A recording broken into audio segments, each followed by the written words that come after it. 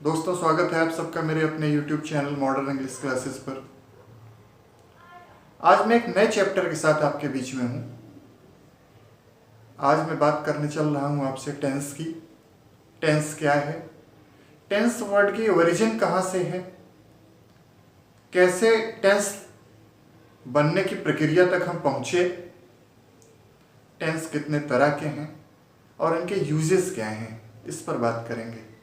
आइए शुरू करते हैं। सबसे पहले ये जानने की कोशिश करते हैं टेंस वर्ड आया कहाँ से और किस तरीके से इसकी उत्पत्ति हुई, ओरिजिन कैसे है। जैसा कि बोर्ड पर देख पा रहे होंगे, टेंस जिसको हिंदी में काल कहते हैं, सबसे पहले हमारे पास जो वर्ड था वो था टेंस।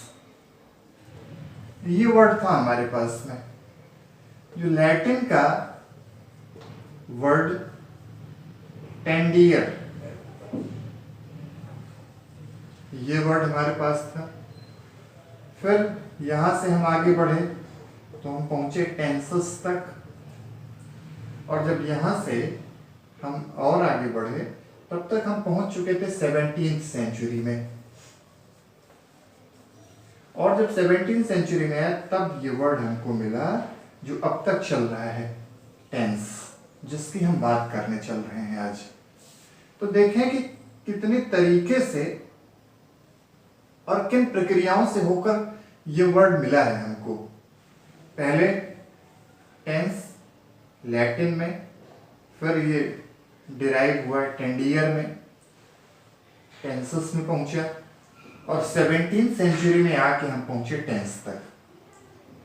टेंस है क्या, हम ये जानने की कोशिश करें, और टेंस कितने तरह के हैं हम इसको भी जानें। Tense indicates the time of action. Tense indicates the time of action. Tense क्या है, एक्शन को बताता है, किसके, टाइम के, जो टाइम के एक्शन को बताता है। अब ये अलग अलग समय को अलग अलग तरीकों से डिस्क्राइब करता है। जैसे हम जो सबसे पहले जानते हैं वो है प्रेजेंट टेंस, सेकंड पे हम पास्ट टेंस की बात करते हैं, और लास्ट में फ्यूचर टेंस की बात करते हैं। एक एक करके हम जानेंगे कि टेंस क्या है, किस तरीके से इनका प्रयोग किया गया है, और इनके कितने प्रकार हैं, हम ये भी जानेंगे। प्रेजेंट टेंस है, प्रेजेंट टेंस से हमारा मतलब होता है a verb that refers to present time. A verb that refers to present time, वो प्रेजेंट टेंस होता है। और जो वर्ब पास्ट को रेफर करती है वो पास्ट टेंस होता है, जो वर्ब फ्यूचर को रेफर करती है वो फ्यूचर टेंस होता है। तो इसका मतलब कि हम इसके साथ साथ वर्ब का भी अध्ययन करने चल रहे हैं टेंस के साथ में। अब हमने जान लिया कि टेंस क्या है, टेंस के कितने प्रकार हैं, कौन से टेंस की क्या डेफिनेशन है, उसके साथ साथ हम देखेंगे कि कौन सा टेंस कितने प्रकार में बटा हुआ है। एक एक करके देखते हैं। पहले हम प्रेजेंट टेंस की बात करते हैं। Present tense a verb that refers to present time, वो प्रेजेंट टेंस है। सबसे पहले इसमें है इंडेफिनिट, प्रेजेंट इंडेफिनिट। सेकंड है कॉन्टिन्यूअस, प्रेजेंट कॉन्टिन्यूअस। थर्ड है परफेक्ट, और फोर्थ है परफेक्ट कॉन्टिन्यूअस।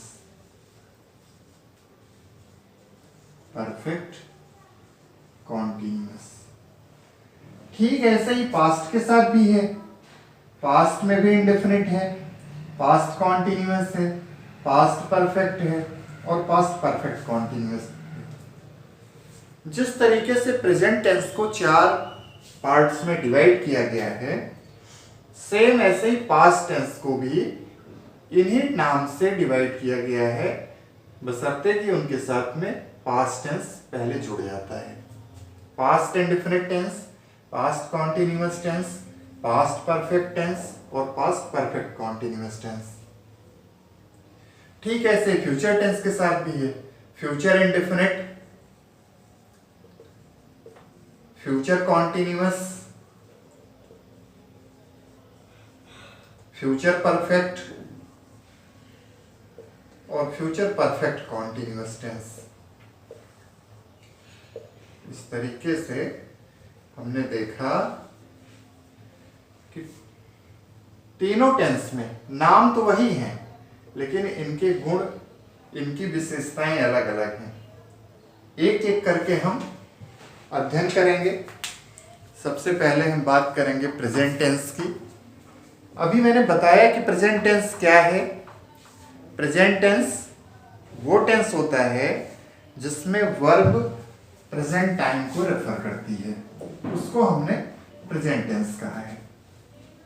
अब इसके साथ में हम ये भी देखेंगे कि कितने प्रकार हैं, और जितने भी प्रकार हैं जो अभी आपको मैंने बताए, उनमें एक एक का अध्ययन अलग अलग हम करेंगे और विस्तार से करेंगे। हम जानेंगे कि प्रेजेंट इंडेफिनिट टेंस क्या है, प्रेजेंट इंडेफिनिट टेंस क्या है। जैसा कि अभी मैंने बताया कि प्रेजेंट टेंस क्या है। प्रेजेंट टेंस वो टेंस होता है जिसमें वर्ब प्रेजेंट टाइम को रेफर करती है। और इंडेफिनिट क्या है? इंडेफिनिट का मतलब पहले समझें कि डेफिनिट क्या है। अगर हमारी समझ में आ गया कि डेफिनिट क्या है, तो इंडेफिनिट समझना हमारे लिए आसान हो जाता है। डेफिनिट का मतलब है निश्चित, जो निश्चित है। वहीं पर इनडेफिनिट का मतलब क्या हो गया? अनिश्चित, जो हमारे लिए निश्चित नहीं है, वो इनडेफिनिट है। हमको ऐसे टेंस के बारे में पढ़ना है जो अनिश्चित है। जैसे जब मैंने कहा वह जाता है, वह जाता है, तो हम देखेंगे कि सेंटेंस तो बन गया। जैसे मैंने अपने पहले वीडियो में भी आपको बताया है कि किसी भी सेंटेंस को फ्रेम करने के लिए अगर हमारे पास सब्जेक्ट है और वर्ब है तो हमारा सेंटेंस बन जाता है। अब हमने देखा कि ही हमारे पास सब्जेक्ट हो गया और जाने को इंग्लिश में गो कहते हैं। अब इसके पीछे एक नियम लगता है जिसकी चर्चा हम अभी अपने इसी वीडियो में, लेकिन थोड़ा बाद में करेंगे। अब हमारा जो ट्रांसलेशन हुआ हो गया ही गोज, वह जाता है। कहाँ जाता है भाई? कब जाता है? वो कैसे जा रहा है? ये सब प्रश्न अनुत्तरित हैं, इनका हमारे पास कोई जवाब नहीं है। इसीलिए इसको इंडेफिनिट कहा गया है। बस यही कारण है इंडेफिनिट कहने का। जब हमारे पास पूरी की पूरी जानकारी नहीं है, वो इंडेफिनिट है। अब हम देखेंगे कि इनकी हेल्पिंग वर्ब क्या है और किस तरीके से पूरे सेंटेंस को फ्रेम करेंगे। प्रेजेंट इंडेफिनिट टेंस का जो अफर्मेटिव बनता है, अफर्मेटिव, अफर्मेटिव क्या है? जो सकारात्मक है, जो विधि सूचक है, वो अफर्मेटिव है। अफर्मेटिव सेंटेंस बनाने का हमारे पास जो फार्मूला है वो है सब्जेक्ट सबसे पहले, फिर आएगी हेल्पिंग वर्ब। अब इस टेंस की हेल्पिंग वर्ब क्या है ये जाने पहले। अगर हम अफर्मेटिव सेंटेंस की बात कर रहे हैं जिसको सकारात्मक कहते हैं, सकारात्मक, तो इसकी हेल्पिंग वर्ब होती है यस और ईएस। अब एक सवाल हमारे सामने ये बड़ा है कि एस कहाँ यूज करेंगे और ईएस का यूज कहाँ करेंगे। तो हम देखते हैं कि एस और ईएस का यूज कहाँ करते हैं। पहले देखते हैं कि ईएस कहाँ यूज किया जाता है। जैसे जिन वर्ब के लास्ट में एस एस आता है, जिन वर्ब के लास्ट में एस एच आता है, जिन वर्ब के लास्ट में सी एच आता है, जिन वर्ब के लास्ट में ओ आता है, या जिन वर्ब के लास्ट में जेड आता है, उनके साथ तो हम ई एस का यूज करते हैं, इनके साथ में यूज करते हैं ई एस। जैसे एक दो एग्जांपल से इसको और बेहतर समझते हैं। एस एस, जैसे कोई वर्ब है पास, अब इसमें ई एस ऐड हो जाएगा क्योंकि हमने बताया था कि जिसमें एस एस साथ में होगा उसमें ऐड करेंगे ई एस। अब हमको एक नई वर्ड मिल गई, एक नया वर्ड हमारे सामने आ गया, पासिस। ऐसे ही एस एच और सी एच है, जैसे पॉलिस, ई एस ऐड हो गया, सी एच है हमारे पास में, जैसे लंच, ई एस ऐड हो गया। जैसे हमने अभी कहा जेड, जेड एक साथ है, जैसे बस, बस का मतलब एक तरह की आवाज है। जैसे जब पतंग हम उड़ाते हैं ना, तो उसका हवा में उड़ना और हवा के साथ में उसकी जो उसका जो क्लैश होता है पेपर का, उससे जो आवाज बनती है वो बस है, वो साउंड है। इसके साथ भी ईएस ऐड हो गया। तो ये एग्जांपल्स मैंने दिए थे आपको। इसके साथ साथ मैंने कहा था ओ, जिन वर्ब के लास्ट में ओ आए उनके साथ भी ईएस ऐड हो जाता है। जैसे बहुत ही सिंपल सा एग्जांपल इसका ले सकते हैं, अभी मैंने यहाँ दिया भी था, गो, ओ आया है और इसके लास्ट में ईएस ऐड करके गोस बना दिया। जैसे डू, हमारे पास डू है और इसमें लास्ट में हमने देखा कि ओ है, ईएस लगा दिया, इसको बना दिया डज।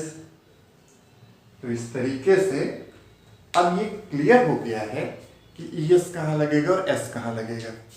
ईएस ऐसी जगहों पर यूज किया जाएगा, ऐसी वर्ब्स के साथ यूज किया जाएगा जहां पर लास्ट में एस एस होगा, सी एच होगा, एस एच होगा, ओ होगा, जेड जेड होगा, उनके साथ में ईएस।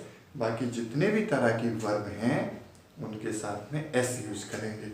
लेकिन ये कब होगा? ये तब होगा जब हमारा सब्जेक्ट सिंगुलर होगा। ऐसा तब होगा जब हमारा सब्जेक्ट सिंगुलर होगा। सिंगुलर सब्जेक्ट के साथ में ये फार्मूला ऐड किया जाएगा।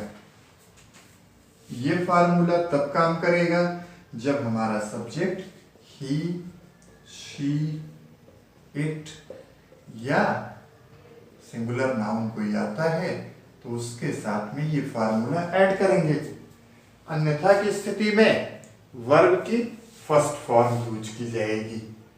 किसी भी, जैसे आई है, वी है, यू है, प्लूरल में दे है, या कोई भी प्लूरल नाउन आता है तो उन सब के साथ में root form of the verb use करेंगे। Root form of the verb, इसको याद रखना है। Root form of the verb, it means first form of the verb use किया जाएगा। अब इतनी चीजें क्लियर हो गई हमको कि हमारी हेल्पिंग वर्ब क्या होगी अफर्मेटिव के लिए। अब हम कुछ एग्जांपल्स लेते हैं और उन एग्जाम्पल की मदद से और समझने की कोशिश करते हैं। जो हमारा कंफ्यूजन रह गया होगा वो भी दूर हो जाएगा बहुत जल्द। एग्जाम्पल के माध्यम से मैं आपको समझाता हूं कि प्रेजेंट इंडेफिनिट टेंस के अफर्मेटिव सेंटेंसेस कैसे फ्रेम किए जाते हैं। जैसे I bake a cake today. I bake a cake today. मैंने ये कहा था ना अभी, आप रिकॉल करिए और देखिए कि सब्जेक्ट अगर प्लूरल है, सब्जेक्ट प्लूरल है, root form of the verb use की जाएगी। सब्जेक्ट के प्लूरल होने पर root form of the verb use करेंगे। It means first form of the verb use किया जाएगा। अब हमारा सब्जेक्ट कैसा है? प्लूरल में हमने वर्ब की बेसिक फॉर्म, जो बेस फॉर्म, रूट फॉर्म है, वो हमने यूज किया है, आई बेक अ केक टुडे। ऐसे ही एग्जांपल और लिया जाए और उसमें देखें एस और ईएस को किस तरीके से ऐड किया जाता है।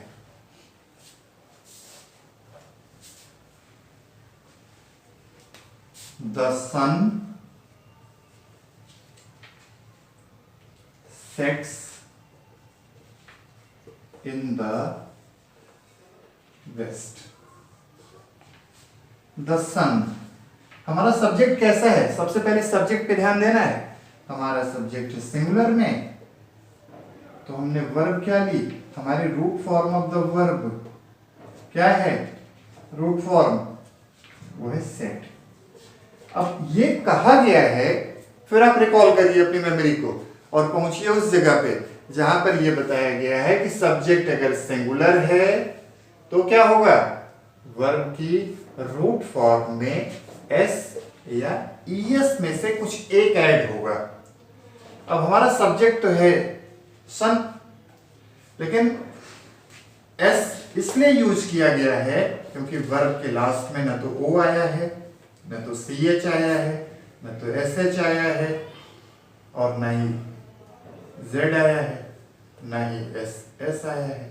अगर इनमें से कुछ आया होता वर्ब के लास्ट में तब तो हम ईएस लगा देते, लेकिन कुछ नहीं आया है तो एस लगा है। ऐसा तब होगा जब हमारा सब्जेक्ट सिंगुलर होगा।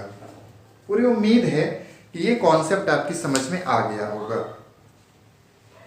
अब आगे बढ़ते हैं और देखते हैं कि प्रेजेंट इंडेफिनिट टेंस के नेगेटिव सेंटेंसेस और इंट्रोगेटिव सेंटेंसेस कैसे फॉर्म किए जाते हैं। असर्टिव तो आपने देख लिया, अब आइए देखते हैं नेगेटिव सेंटेंस कैसे फ्रेम करते हैं। नेगेटिव सेंटेंस बनाने का जो हमारा फार्मूला है वो है सब्जेक्ट, इसके साथ में हमारी हेल्पिंग वर्ब डू डज, इसके साथ में वर्ब की फर्स्ट फॉर्म, फिर आएगा ऑब्जेक्ट। अब एक नया चीज हमको मिल गया, डू डज।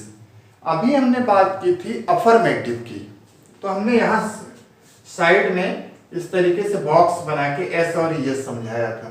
आइए कि यहीं पर समझते हैं डू और डज का क्या खेल है टेंस के अंदर, और वो भी प्रेजेंट इंडेफिनिट में। डू क्या है और डज क्या है? डज सिंगुलर नाउन के लिए यूज करेंगे, जैसे ही, शी, इट, या सिंगुलर नाउन कोई भी आता है तो उसके साथ में डज यूज करेंगे।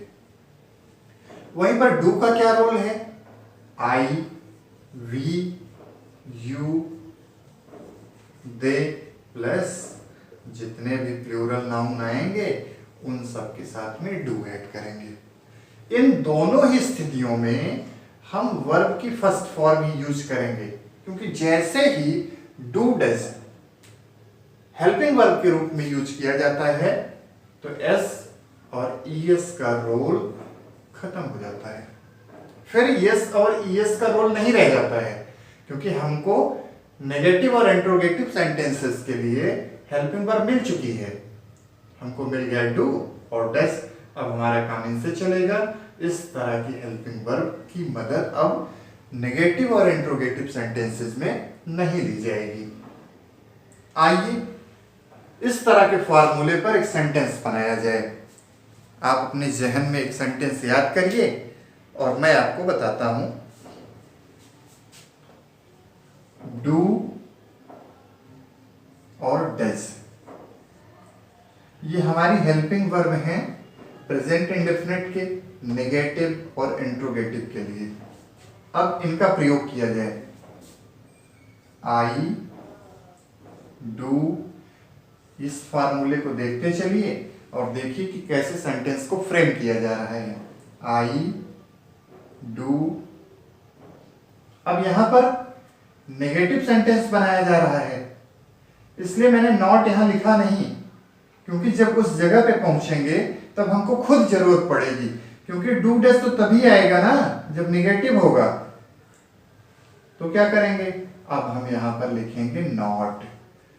अब नॉट का जो कॉन्सेप्ट है, इसलिए इसको बाद में लिख रहा हूं कि आप देखिए जितने भी टेंस बनेंगे हर जगह पे यही कॉन्सेप्ट चलेगा कि helping verb plus not plus main verb, ये कॉन्सेप्ट चलेगा।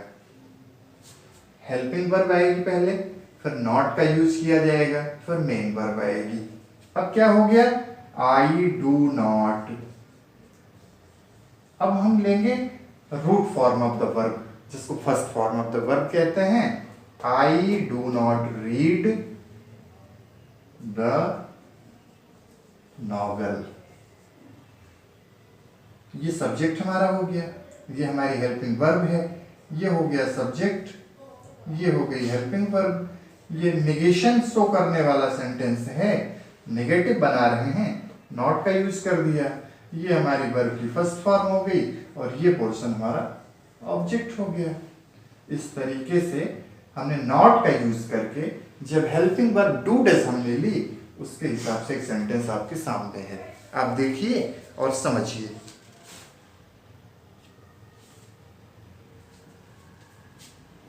अब एक एग्जाम्पल डज का लिया जाए, फार्मूला सेम यही रहेगा। इसी फार्मूले पे हम एक डज का एग्जाम्पल लेते हैं और देखते हैं कि किस तरीके से डज का यूज करके सेंटेंस बनाते हैं। सब्जेक्ट ही हमने पहले ही बता दिया है, ही, शी, इट और कोई भी सिंगुलर नाउन अगर है तो उनके साथ में सब्जेक्ट डज यूज किया जाएगा। ही डज नॉट। अब एक वर्ब इसके साथ लानी है। सब्जेक्ट हमारा हो गया, हेल्पिंग वर्ब हमको मिल गई इनमें से एक, हमने नॉट का यूज कर दिया। अब बारी आती है एक वर्ब की। He does not write, he does not write a letter. अब हमने एक नया सेंटेंस फ्रेम कर लिया। हमारे पास में डज हेल्पिंग वर्ब को लेकर एक सेंटेंस है सामने और इसको समझते हैं। He does not write a letter. ये तो हो गया कि हेल्पिंग वर्ब के माध्यम से समझने का तरीका कि हम टेंस, खास करके प्रेजेंट एंड डेफिनेट टेंस को कैसे आइडेंटिफाई करेंगे। मान लो कहीं पर इसी टेंस के बारे में हिंदी में कुछ पहचानना है तो क्या करेंगे, तो उसकी पहचान है ता, ती, ते और इनके साथ में है। अगर ये है किसी हिंदी सेंटेंस में तब हम समझ जाएंगे कि हम प्रेजेंट इंडेफिनिट टेंस की बात कर रहे हैं, जिसकी हेल्पिंग वर्ब नेगेटिव और इंट्रोगेटिव में डू डज है, वहीं पर अफर्मेटिव में एस और ईएस है। समझ में आ रहा होगा आपके? आप बाद में मुझे कमेंट करके बताइएगा कैसा लगा आपको। अब इसके साथ में हम बात करते हैं इंट्रोगेटिव सेंटेंस। इंट्रोगेटिव सेंटेंस कैसे बनाए जाएंगे जब हमारे पास हेल्पिंग वर्ब डू और डज है। सबसे पहले इंट्रोगेटिव फर्स्ट टाइप। अब एक सवाल ये होता है फर्स्ट क्या है, तो इसका मतलब सेकंड भी होगा। इंट्रोगेटिव फर्स्ट और सेकंड, आइए इसको समझ लिया जाए यहीं पर। हालांकि इसके लिए सेंटेंस का एक चैप्टर मैं आपके लिए बनाऊंगा बहुत जल्द, वहां पर हम सेंटेंस को अच्छी तरीके से समझेंगे डिटेल में। इंट्रोगेटिव सेंटेंस को दो पार्ट्स में डिवाइड किया गया है। एक को बोलते हैं एस और नो टाइप, दूसरे को बोलते हैं WH टाइप। ये फर्स्ट टाइप होता है और ये सेकंड टाइप होता है। फर्स्ट टाइप जो होता है, जिसको एस और नो टाइप कहा गया है, इसका मतलब होता है कि किसी प्रश्न का उत्तर हम हाँ या नहीं में दे सकते हैं। जब किसी क्वेश्चन का आंसर हम यस या नो में दे लेते हैं तो उसको इंट्रोगेटिव फर्स्ट टाइप कहते हैं। यह इंट्रोगेटिव का जो फर्स्ट टाइप है यस और नो टाइप कहते हैं। जैसे ऐसे ही समझें, बात बात में, क्या तुम पढ़ रहे हो, तो हमारा क्या उत्तर होगा? हम इसका उत्तर हाँ और नहीं में दे सकते हैं। क्या तुम पढ़ते हो, तो हमारा उत्तर क्या आएगा? हाँ। या अगर नहीं पढ़ते हो तो उत्तर नहीं में होगा। हमारी बात हो गई, मेरे क्वेश्चन का आंसर मिल गया। क्या तुम गाते हो, और आंसर क्या आया? यस। इसीलिए एस और नो टाइप कहा गया है। एक एग्जांपल से समझा जाए, डज ही राइट, क्या वह लिखता है? तो हम क्या देखते हैं, क्या वो लिखता है?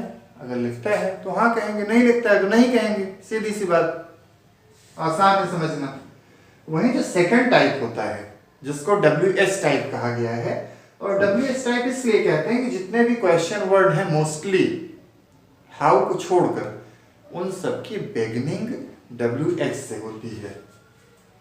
जैसे आप देखिए, what, which, when, whom, whose, और मैंने बताया हाउ एक एक्सेप्शन को छोड़कर बाकी जितने भी क्वेश्चन वर्ड हैं उनकी स्टार्टिंग WH से है। तो हम क्या देखते हैं? WH टाइप, इसलिए इसको कहते हैं। WH टाइप में क्या होता है कि इनके प्रश्नों का उत्तर आपको बोल के देना पड़ेगा और पूरा बोलना पड़ेगा। जैसे किसी ने कहा कि व्हाट इज योर नेम, तब यस नो में तो काम चलने वाला नहीं है इस बार। तो हम क्या करेंगे? हम बोलेंगे yes my name is, I am, जिस भी तरीके का प्रयोग करते हैं। तो हमने देखा कि एक तरीका क्या है इंट्रोगेटिव का, जिसमें हमने यस और नो से काम चला लिया। दूसरा तरीका हमारे सामने है WH टाइप का, जिसमें हमको अपने प्रश्न का उत्तर पूरा का पूरा बोल कर देना पड़ा। तो ये इंट्रोगेटिव के दो प्रकार, और दोनों को हमने समझा दिया आपको। आइए पहले रूल्स दिखाते हैं आपको, फिर एग्जांपल।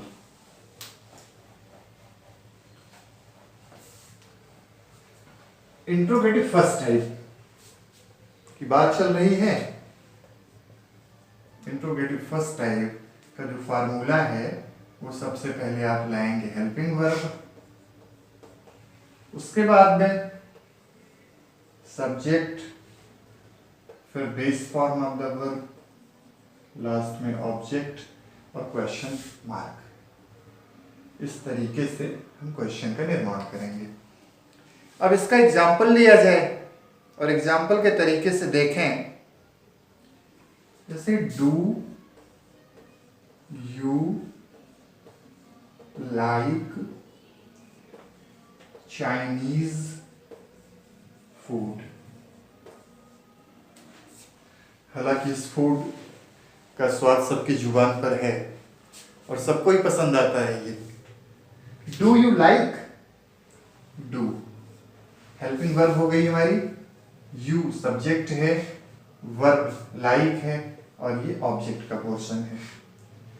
हमने ये बताया था, फिर आप रिकॉल करिए अपनी मेमोरी को और देखिए, आई, वी, यू और दे, इनके साथ में हमने कहा था डू का यूज करेंगे। और हमने देखा भी है कि यू के साथ में हमने डू का यूज किया हुआ है।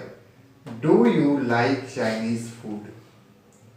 तो ये इंट्रोगेटिव का फर्स्ट टाइप हो गया। एक एग्जांपल ऐसे डज का लेते हैं और देखते हैं कि डज के एग्जाम्पल के साथ डज कृतिका डांस। कृतिका जो बता रहा है कि सिंगुलर नाउन है, ये हो गई हमारी वर्ब की फर्स्ट फॉर्म। और सिंगुलर नाउन के साथ यहां बताया गया था अभी आपको, ही, शी, इट या कोई भी सिंगुलर नाउन है तो उनके साथ में डज का यूज करते हैं। और आप यहां देखिए, इसके साथ साथ जो हमको और एक चीज समझने की जरूरत है कि अगर हम इंट्रोगेटिव सेंटेंसेस की बात कर रहे हैं तो क्वेश्चन मार्क लगाना हमारे लिए अनिवार्य हो जाता है। और ये आप देख सकते हैं क्वेश्चन मार्क लगा के, यहाँ फार्मूले में भी लगा हुआ है और सेंटेंसेस के लास्ट में भी। ये तो हो गया इंट्रोगेटिव फर्स्ट टाइप। अब बात की जाए इंट्रोगेटिव सेकंड टाइप की। इंट्रोगेटिव सेकंड टाइप क्या है? इंट्रोगेटिव सेकंड टाइप का मतलब हो गया कि जब क्वेश्चन वर्ड आएंगे जो WH से स्टार्ट होते हैं, WH से स्टार्ट होने वाले वर्ड्स को क्वेश्चन वर्ड कहा जाता है। और क्वेश्चन वर्ड्स का हम एग्जांपल लेके देखते हैं।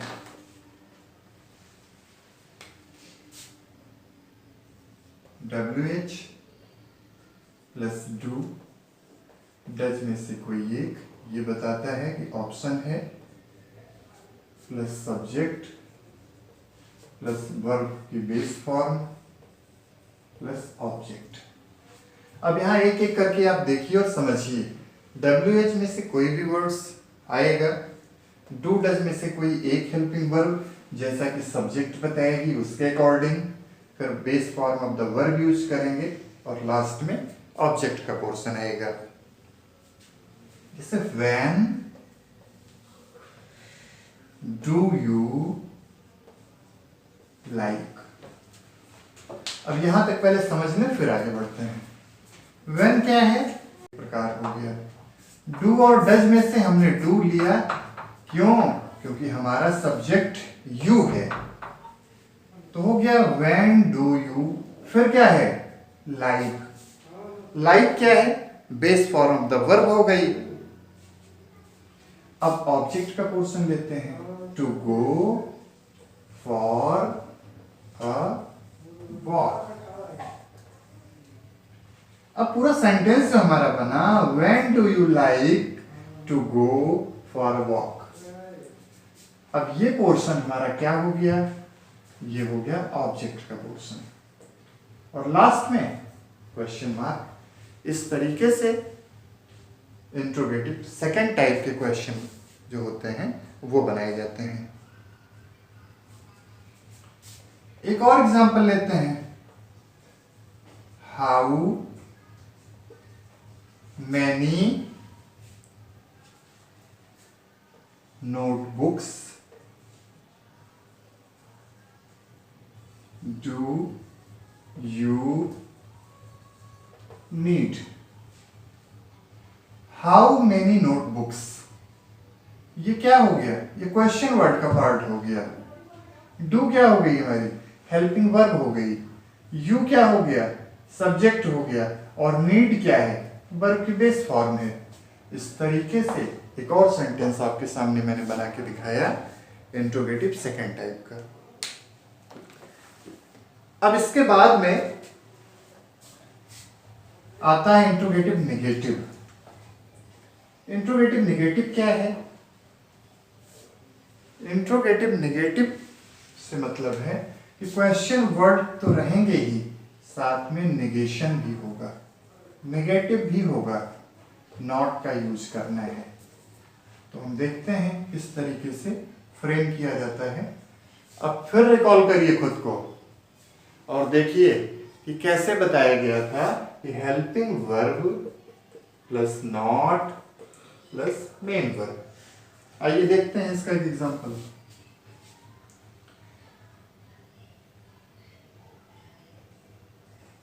WH plus do does plus subject plus not plus verb की बेस फॉर्म प्लस ऑब्जेक्ट और लास्ट में क्वेश्चन मार्क। इस तरीके से क्वेश्चन वर्ड के जो नेगेशन वाले सेंटेंस होते हैं उनका निर्माण किया जाता है। Why does she not? अब यहां तक समझते हैं पहले। WH का हमने एक पार्ट लिया, Why डू डज में से हमने ले लिया डज, क्योंकि हमारा सब्जेक्ट क्या है, सिंगुलर सी है, तो हमने ये ले लिया। सब्जेक्ट के बाद क्या लिखा है, नॉट, तो हमने नॉट लगा दिया। अब हमको क्या करना है, वर्ब लेना है, take interest. Why does she not take interest. अब एक सेंटेंस हमारा लगभग बन गया है। इन पॉलिटिक्स, ये हमारे सामने एक सेंटेंस है, why does she not take interest in politics. ये एग्जाम्पल है इंट्रोगेटिव नेगेटिव का। इस तरीके से हमने एक एक करके सेंटेंसेस देखे। सबसे पहले हमने अफर्मेटिव की बात की, उसके बाद में हमने नेगेटिव सेंटेंस देखा किस tरिके से बनाएंगे। इंट्रोगेटिव के दो प्रकार देखे हमने, एक इंट्रोगेटिव का फर्स्ट टाइप और दूसरा इंट्रोगेटिव का सेकंड टाइप। उसके बाद में इंट्रोगेटिव नेगेटिव कैसे फॉर्म किए जाते हैं ये भी हमने देखा। आज के चैप्टर में हमने आपको प्रेजेंट इंडेफिनिट टेंस पूरा डिटेल में बता दिया है, समझा दिया है, फार्मूला बता दिया है, हेल्पिंग वर्ब कैसे यूज की जाएगी वो बता दिया है। अगले वीडियो में आपको नेक्स्ट टेंस के बारे में बहुत जल्द बताने वाला हूँ। So wait for the next video. Thank you.